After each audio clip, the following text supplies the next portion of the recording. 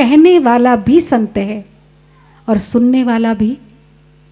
अगर वो संत नहीं है तो ना कथा सुना सकता है और ना ही कथा श्रवण कर सकता है।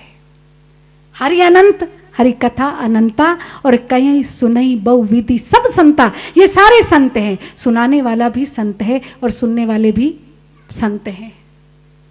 संतन को सर्वस्व, संतन शब्द है यह। जो संत हो चुके हैं, जो संत हैं और जो आगे होंगे, उन सब का क्या है ये? संतन को सर्वस्व। अब जो है उनकी अनुभूति तो कही जा सकती है कि उन्होंने लिख दिया, जो हो चुके हैं उन्होंने भी अपना अनुभव लिख दिया। अब जो आगे संत होंगे उनके अनुभव का कैसे पता कि वो भी यही कहेंगे? लेकिन बाबा ये कहते हैं कि संतन को सर्वस्व, यानी सीधी सी बात है कि चारों वेद हृदयगम करें, चारों वेद पढ़ें, आप श्रवण करें, 18 वेदों का मंथन करें, 18 पुराणों का मंथन करें, खट शास्त्रों का मंथन करें, 108 उपनिषदों का मंथन करें, श्रीमद् भगवती गीता का नित्य पाठ करें और उसे आचरण में उतारें। जब रामचरितमानस की एक पंक्ति का दर्शन आपकी समझ में आएगा। वरना केवल पाठ कर सकते हैं आप, और पाठ भी निरर्थक नहीं जाता। बुद्ध विश्राम सकल जनरंजनी और राम कथा कलि कलुष विभंजनी। केवल श्रवण करेंगे तब भी आपके सर्व कलमशों का विनाश हो जाएगा।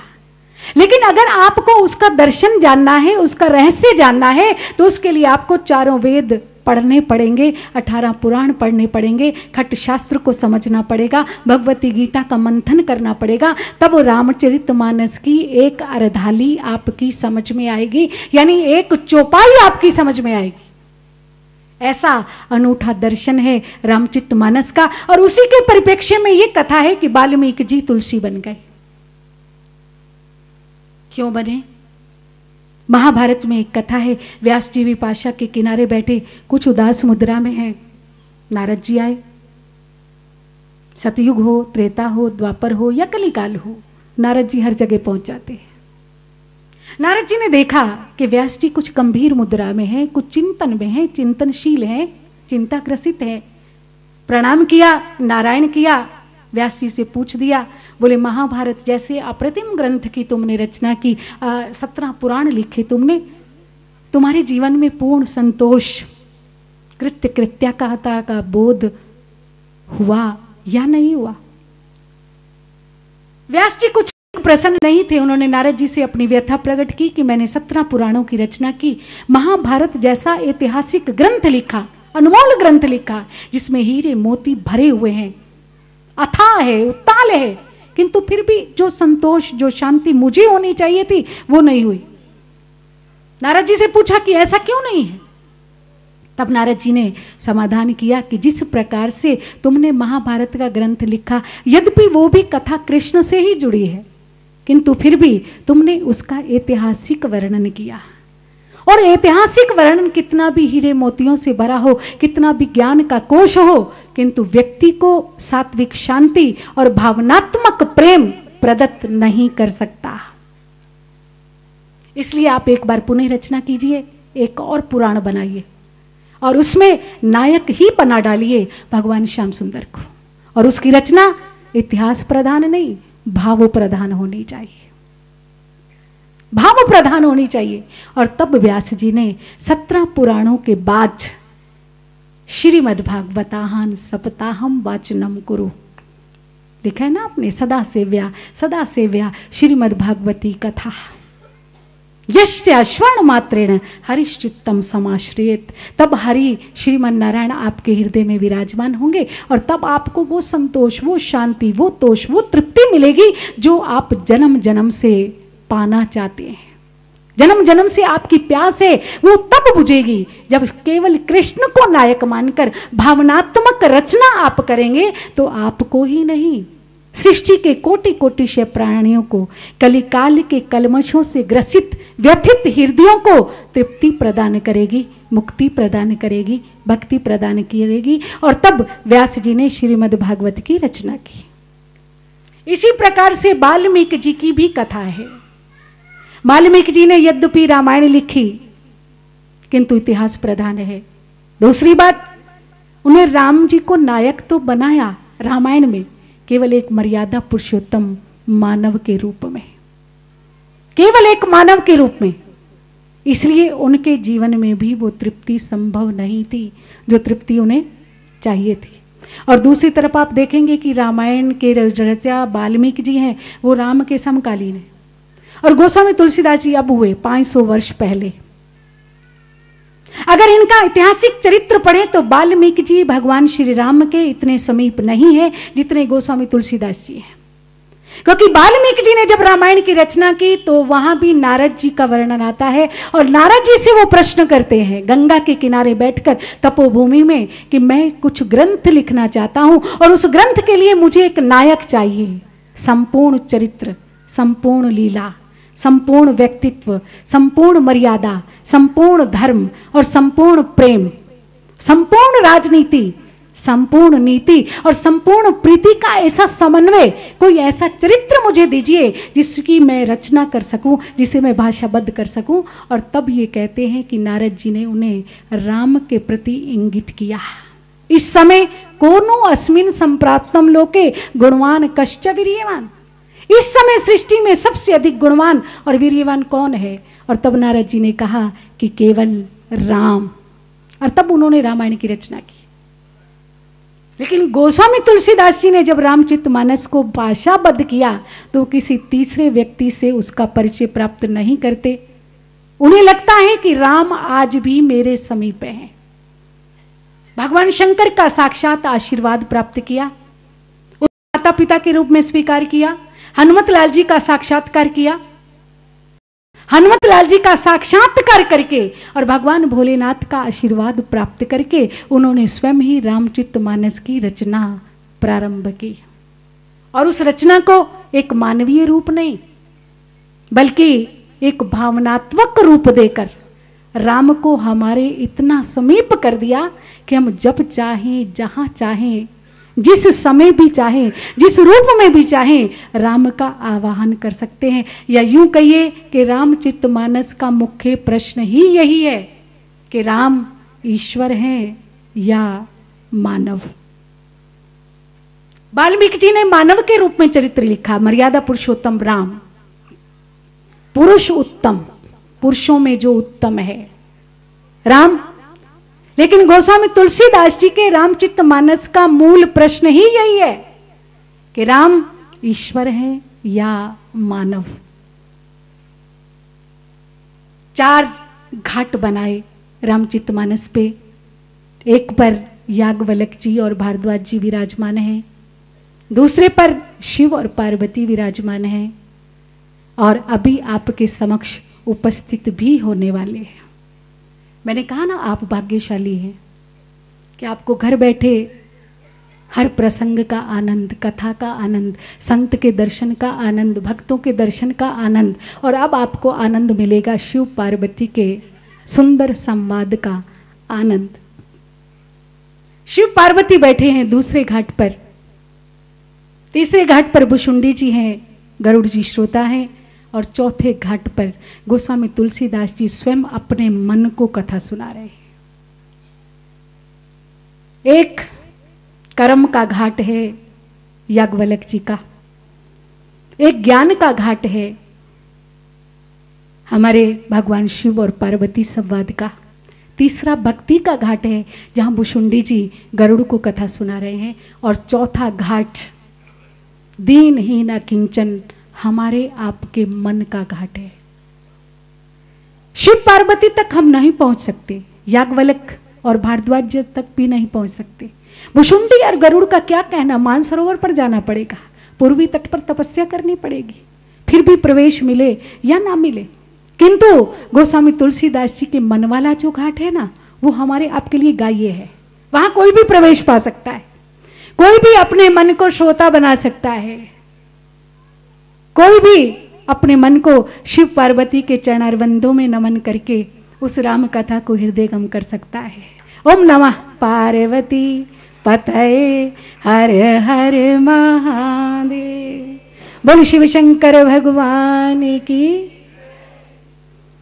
तुलसी की रामायण का मूल प्रश्न ही यही है भारद्वाज जी ने याज्ञवल्क्य से प्रश्न किया,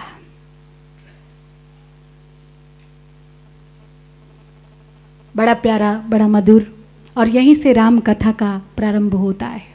पूरी राम कथा, पूरा रामचरितमानस इसी के उत्तर में है। एक प्रश्न किया भारद्वाज जी ने, मूल प्रश्न है रामचरितमानस का, कि एक राम अवधेश कुमारा और तिनकर चरित विदित संसारा, नारी विरह दुख लयहु अपारा और भयहु रोष रन रावण मारा। प्रभु सोई राम के अपर कोई, जाहि जपत त्रिपुरार, तुम सर्वज्ञ समर्थ प्रभु कयहु विवेक विचार। प्रभु सोई राम के अपर को, जाहि जपत त्रिपुरार। मूल प्रश्न है, एक राम अवधेश कुमारा और तिनकर चरित विदित संसारा, नारी विरह दुख लयो अपारा और भय रोष रन रावण मारा। प्रभु सोई राम के अपर को, जाहि जपत त्रिपुरार। जिनका भगवान शंकर भजन करते हैं वो ही राम है। प्रभु सोई राम के अपर को, या वही राम है जिन्होंने दशरथ नंदन नाम स्वीकार किया, जो अयोध्या के कुमार हैं, वो राम है, या वो राम है जिनका शिव शंकर भजन करते हैं। इनमें निर्गुण निराकार राम कौन सा है? प्रभु सोई राम के अपर कोई, वही राम अयोध्या के कुमार बनते हैं जो निर्गुण निराकार हैं, जिनका भजन भगवान शिव करते हैं, या कोई और राम है? मानो वो पूछना चाहते थे कि एक राम अवधेश कुमारा तिनकर चरित विदित संसारा, एक राम तो अयोध्या के कुमार हैं। आप देखेंगे कि इस पंक्ति में बहुत बड़ा व्यंग छिपा हुआ है। एक राम अयोध्या के कुमार हैं और उनके विषय में हमने सुना कि नारी के वीरे में वो बहुत रोए, बहुत दुख पाया और भय रोष रन रावण मारा। जब उन्हें क्रोध आ गया तो उन्होंने रावण को मार दिया और सीता को मुक्त करा लाए। मानो वो पूछना चाहते थे कि ऐसी कौन सी विचित्र बात है उस राम में, सृष्टि में ऐसा कौन सा व्यक्ति है जो अपनी प्रिय वस्तु खोने पर रोता नहीं और प्रिय वस्तु के खो जाने पर वो उसे पुनः प्राप्त करने के लिए संघर्ष नहीं करता। और यही दोनों काम भगवान श्री राम ने भी किए। तो फिर ऐसी कौन सी बात है जिसके लिए हम उन्हें भगवान माने, उन्हें हम ईश्वर माने? एक सामान्य मानव में और उनमें क्या अंतर है? हम आप भी जब कोई प्रिय वस्तु खो जाती है तो क्रंदन करते हैं, रोते हैं, विलखते हैं, और भगवान राम भी वही कर रहे हैं। मूल प्रश्न है रामचरितमानस का, प्रभु सोई राम के अपर को, जाहि जपत त्रिपुरार। आगे जाकर मां भगवती उमा भगवान शंकर से यही प्रश्न करती है, व्यापक ब्रह्म निरंजन अकल अनिहि अभेद, सो की देह धरि होई नर, जाहि न जानत वेद। श्रुतियां भी जिसे नेति नेति कहकर हार जाती हैं, क्या वो कभी सामान्य मानव बन सकता है? अगर वो बना है तो कैसे बन गया? क्या आवश्यकता पड़ गई उसे? प्रभु, मैं आपसे यही पूछना चाहती हूं कि अकल अनिहि अभेद, सो की देह धरि होई नर, जाहि न जानत वेद। जिसका वेद भी पार नहीं पाते, वो परमात्मा एक सामान्य मानव बनकर एक नारी के वीरे में क्रंदन करे, ये सब सोच सोचकर मेरी मति भ्रमित होती जा रही है। मैं बार बार ये सोचती हूं कि ऐसा कैसे संभव है। दूसरे घाट पर पहले भारद्वाज जी ने कहा, एक राम अवधेश कुमारा तिनकर चरित विदित संसारा, नारी वीरे दुख लयो अपारा और भय रोष रन रावण मारा। दूसरे में उमा जी ने कहा भगवान शंकर से कि व्यापक ब्रह्म निरंजन अकल अनिहि अभेद, सो की देह धरि होई नर, जाहि न जानत वेद। और तीसरे में गरुड़ जी प्रश्न कर रहे हैं भुषुंडी जी से कि जगत के बंधन काट कर देता जो मुक्ति, जो सारे जगत के बंधनों को काट कर मुक्ति प्रदान करता है, जा सुनाम जप सुनई भवानी, भव बंधन काटई नर ज्ञानी।